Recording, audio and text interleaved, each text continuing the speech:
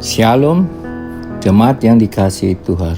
Kita kembali untuk bersama-sama mendengarkan firman Tuhan pagi hari ini melalui Rehat Kamis 30 April 2026. Sebelum membaca dan merenungkan firman Tuhan, mari kita berdoa. Bapa di sorga, syukur kami ucapkan karena kami dalam keadaan sehat. Saat ini kami bersama-sama akan membaca dan merenungkan firman-Mu. Beri kami hikmat dalam kami dapat menjadi pendengar dan pelaku firman-Mu. Terima kasih Tuhan. Amin.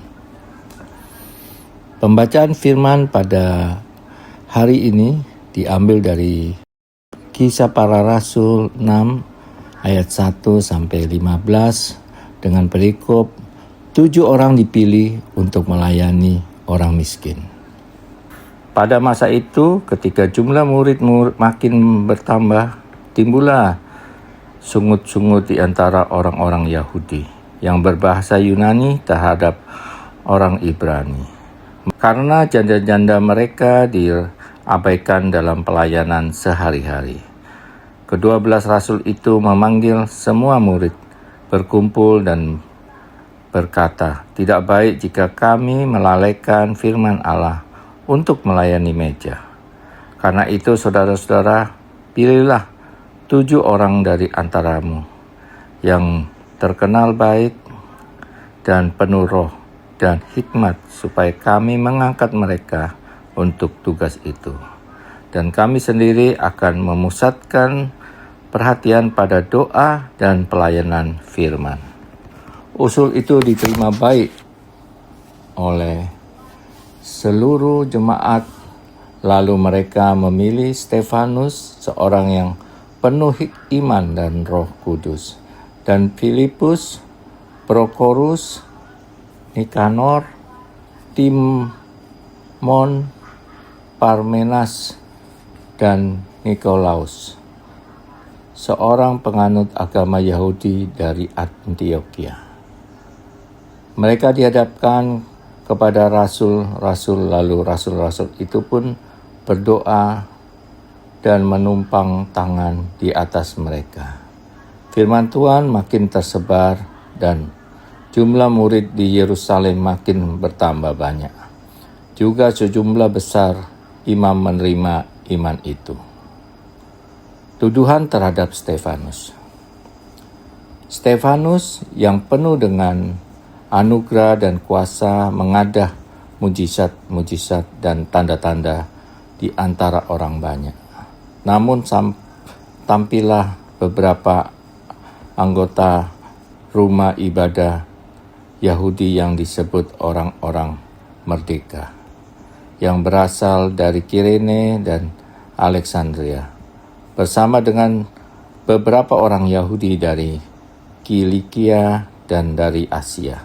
Mereka berdebat dengan Stefanus, tetapi mereka tidak sanggup melawan hikmatnya dan roh yang mendorong dia berbicara. Lalu mereka mempengaruhi beberapa orang untuk mengatakan, "Kami telah mendengar dia mengucapkan kata-kata hujat terhadap Musa dan Allah." Dengan jalan demikian, mereka menghasut orang banyak serta tua-tua dan ahli-ahli Taurat.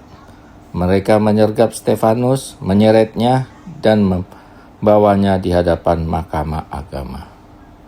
Lalu mereka mengajukan saksi-saksi palsu yang berkata orang ini tidak henti-hentinya mengucapkan perkataan yang menentang tempat kudus ini dan hukum Taurat.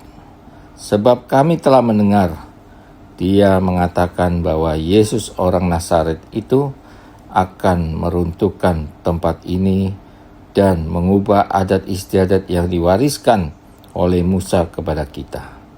Semua orang yang duduk dalam sidang mahkamah agama itu menatap Stefanus.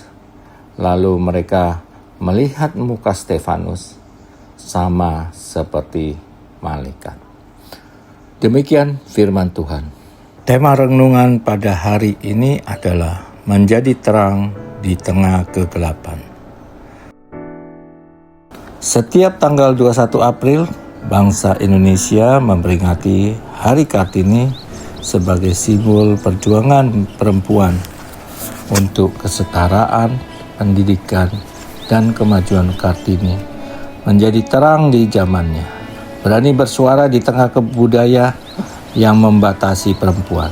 Semangatnya menginspirasi banyak orang untuk melawan ketidakadilan dengan keberanian dan kecerdasan. Dalam semangat yang sama, Kisah Para Rasul 6 ayat 1-15 memperkenalkan Stefanus, seorang pelayan yang bersinar di tengah tekanan dan fitnah, serta menjadi terang di tengah kegelapan. Stefanus dipilih sebagai salah satu dari 7 pelayan untuk membantu mengatasi ketidakadilan dalam pembagian bantuan. Kepada para janda, Stefanus menjalankan tugasnya bukan hanya dengan bertanggung jawab, tetapi juga dengan kuasa dan hikmat dari Roh Kudus. Ketika menghadapi tuduhan palsu dan ancaman dari para pemuka agama, Stefanus tetap tenang dan penuh kasih. Wajahnya tampak seperti wajah malaikat, menjadi bukti bahwa Allah bersinar melalui dirinya, bahkan di tengah penganiayaan. Seperti Kartini dan Stefanus, kita dipanggil untuk menjadi terang di lingkungan kita masing-masing, dalam keluarga, pendidikan, pekerjaan, pelayanan masyarakat, dan dimanapun Tuhan tempatkan kita untuk berkarya. Karena itu, biarlah hidup kita memancarkan kasih, kebenaran, dan keberanian. Dunia mungkin gelap oleh ketidakadilan dan kebencian, tetapi terang Kristus dalam diri kita mampu mengubah suasana dan membawa harapan. Ingatlah bahwa segelap apapun kegelapan itu akan pernah bisa menutupi terang. Sekalipun terang itu sangat kecil, mari kita terus melangkah dengan iman dan hikmat, menjadi terang yang tidak padam di tengah kegelapan. Amin. Demikian renungan pagi hari ini. Mari kita berdoa.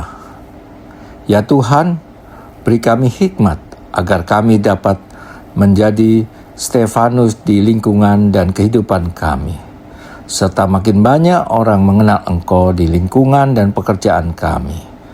Ampuni salah dan dosa kami, dan terima doa kami. Amin. Demikian rehat pagi hari ini. Tuhan Yesus menyertai kita.